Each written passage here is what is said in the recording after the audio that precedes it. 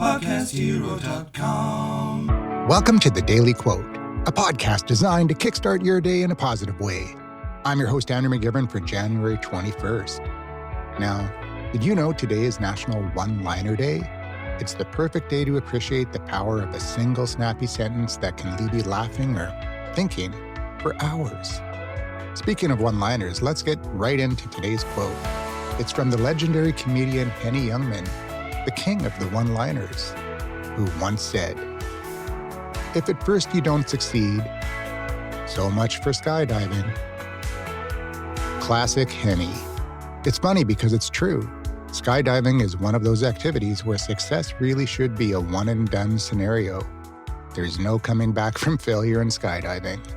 But jokes aside, there's wisdom tucked into that humor.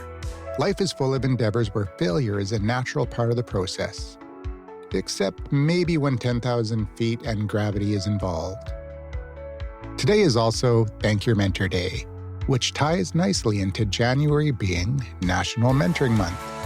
So whether it's a mentor's sage advice or a comedian's sharp punchline, today is all about wisdom delivered with brevity. Mentors play a vital role here.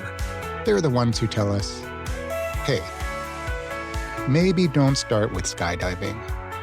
Let's try something safer first. Like maybe knitting? On Thank Your Mentor Day, think about the people who've guided you.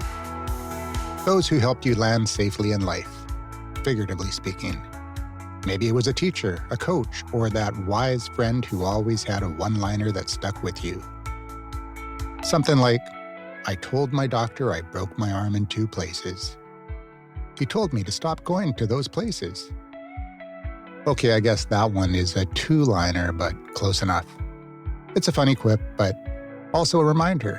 Good mentors steer you away from bad decisions or bad locations.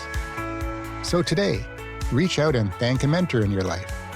Send them a quick note, a thoughtful message, or maybe even a one-liner to show your gratitude.